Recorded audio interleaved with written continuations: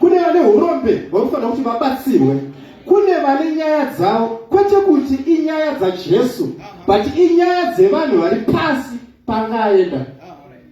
Saka vanhu vane maperembudzi, masituations avanawo vari kuzoadreswa naJesu. Saka chiri kudhile yaJesu kuti aende kucross inhaurwa dzevamwe vanhu. Hallelujah.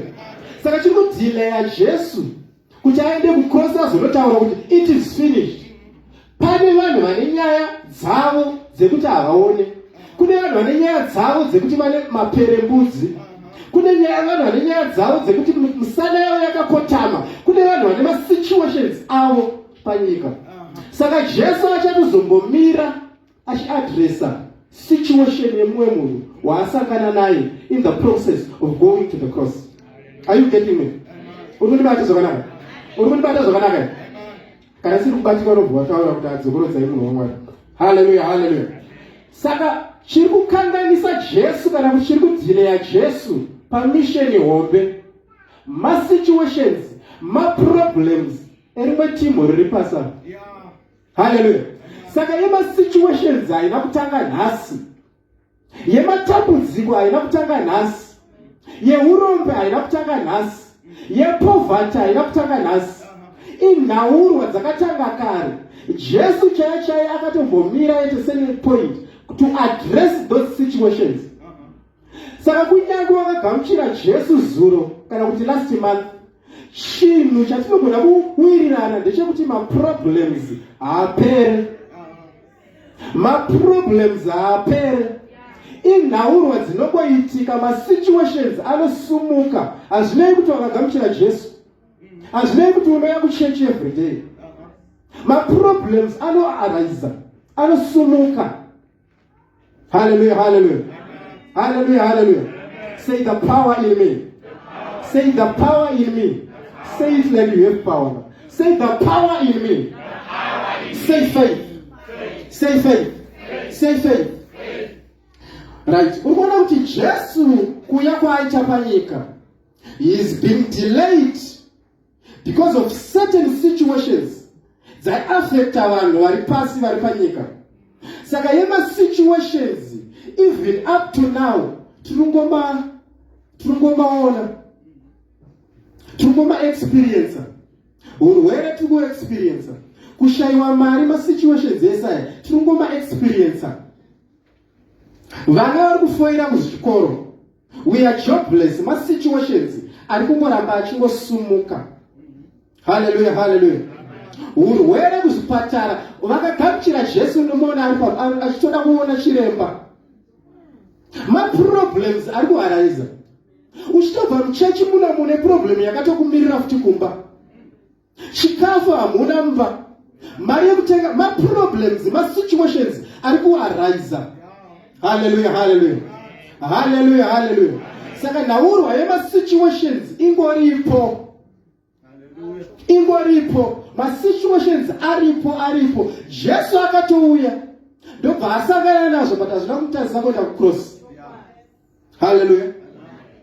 Now tirongomafesa futi masituations iyayo, hapana asina problem muno. Changosiyana kukura kwayakaita. Hallelujah, hallelujah. Munhu wese ane maproblems muno. Hallelujah, hallelujah. But because of the power in us, which is faith, we are going to address those situations.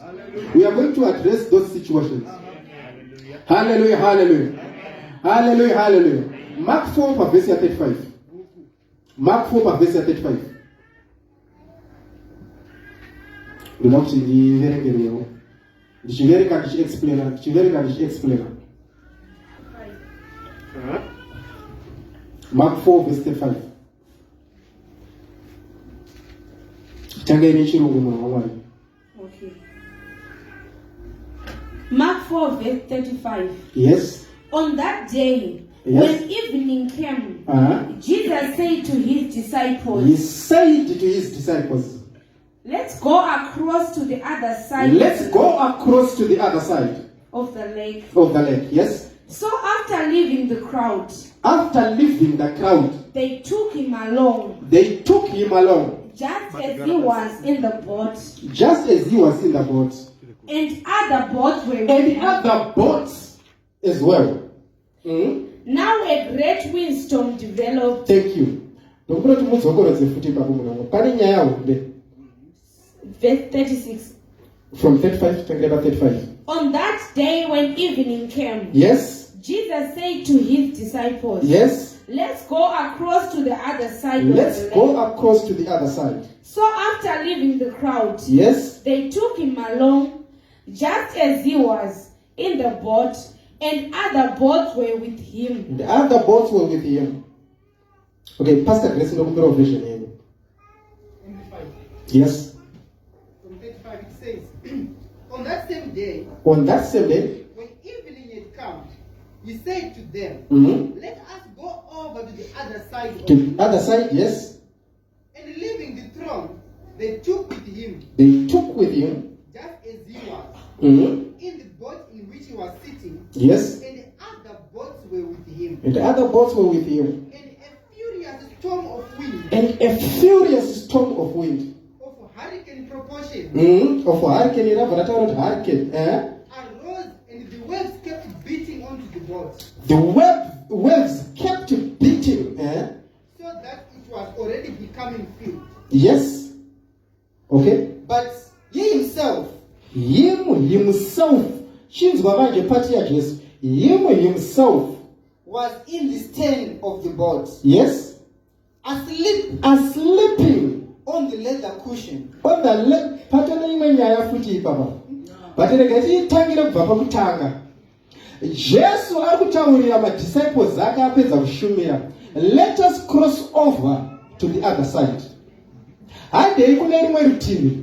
Ndokubva Jesu akwira mugwa kana kuti boat kana kuti ship. Jesu akwira mubhoti anokwira nemadisciples ake. Ndokubva vapinda pamisheni yavo yekuti vanokrosa. But mushure maizvozvo kwakanga kune vakanga vane mabhoti avo futi. Ndokubva vapindawo imomo. Hallelujah. Ndokubva vanopindawo misheni yavo yekuti vakrose. Jesu ari mubhoti nemadisciples ake. Madisciples ake tinana Peter, tinana James. Their profession tinoiziva chinzi they were fishermen. Isarasike ipapo. Isarasike. Jesu ari kucrossa boat, ari kucrossa the sea kuti aende to the other side. Zvinonzi ndokubva fungu yasumuka. Kana kuti a violent storm ndokubva yasumuka and it went against the boat.